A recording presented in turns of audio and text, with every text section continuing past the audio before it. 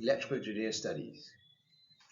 What is the goal of you doing electrical engineering studies at BCC, the Associate Degree in Electrical Engineering Studies? What you should be able to do. By the end of your training in electrical engineering, you should be able to, one, use a multimeter to locate, that is, diagnose or troubleshoot an electrical fault. Two, use an electrical circuit diagram or schematic to determine where in a circuit to make electrical diagnostic measurements. Three, use equipment manuals to determine normal current, voltage, and resistor parameters.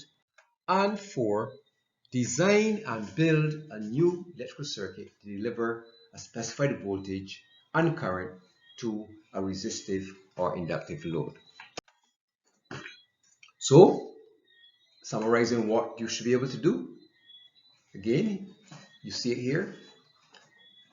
Use a multimeter to locate, diagnose, or troubleshoot an electrical fault. Use an electrical circuit diagram or schematic to determine where in the circuit to make electrical diagnostic measurements. Use equipment manuals to determine normal current, voltage, and resistance parameters. And design and build a new electrical circuit to deliver a specified voltage and current to a resistive or inductive load. Now, I'm going to introduce you to an industrial scenario. This is the scenario. You are an electrical engineering technician working on shift A at XYZ manufacturing company. You have been informed that the mixer blade of the product mixing tank would not rotate. The question is, what steps would you take to locate the fault? So I'm now going to suggest 10 possible steps that you could take. 1. Use the equipment manual to identify the electrical circuit for the mixer and determine the normal operating voltage and current. 2. You should speak to the operator to find out any information that may be a clue to how the mixer failed, because the operator has been operating the machine and he would know if he had heard a funny sound or smelled something that's burning, so it's good to talk to the operator. 3. Now you're going to go to the circuit breaker that is supplying the mixer motor. You're going to check that. You want to find out if the breaker has been tripped. 4. You're going to use your multimeter to check the supply voltage ahead of the breaker, right? You're going to check to see if the voltage is present and it has the correct value.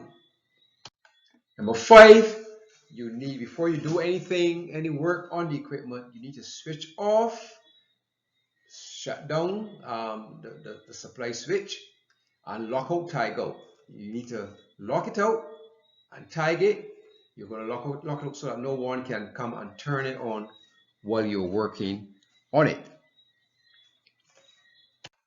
6, you're going to now do a physical check on the mixer blade to see if it can be rotated manually. Because, for instance, if there was, say, a bearing failure and the motor was jammed off, that would cause the breaker to trip, and indeed the motor won't run. So you need to check manually to see if you can move the blade freely. Now, here is where you're going to use your multimeter with the aid of the electrical schematic and equipment manual to check for opens, shorts, and high resistance in the motor control circuit and the motor. So you're not only checking the motor control circuits, which includes like the motor starter and the breakers and so on, but you're also going to check the motor, of course. Number 8, once the fault is located, and this of course could take some time, do the necessary repair or replacement. Number 9, once you've done the repairs, you're going to apply the power to the circuit and check for correct operation. Then you're going to use the multimeter to check and record the operating currents and voltages, and these of course should match the currents and voltages stipulated in the equipment manual. And 10, once you complete the fix and you return the equipment to production, you're going to complete all the required documentation In fact, before you return it to production, you're going to complete all the required documentation and then return the mixer to production. Now, so we're going to just summarize, repeat the possible steps. So one, you're going to use the equipment manual to identify the electrical circuit for the mixer and determine the normal operating voltage and current. Two, you're going to speak to the operator to find out any information that may be a clue to how the mixer failed. Three, you're going to check to see the status of the circuit breaker to the mixer motor. Is the breaker tripped? Number four, you're going to use your multimeter to check that the spike voltage ahead of the breaker is present and of the correct voltage. Number five, you're going to lock out, tag out before working on the circuit.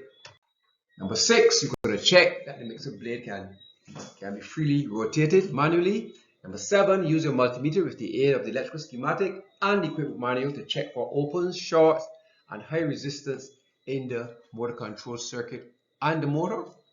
Number eight, once the fault is located, do the necessary repair or replacement. Number nine, apply power to the circuit and check for correct operation. Use the multimeter to check and record operating currents and voltages. Number 10, complete all required documentation and return the mixer to production. Now, I have included an important reference here that actually inspired me to create this video. It's by a guy called David Sullivan, and he's telling you why, explaining his method for teaching Ohm's law. And in it, he talked about the goal of any teaching electrical engineering is to be able to allow you to fix things. So to be able to look for open, shorts, and high resistances. So I encourage you to watch this video.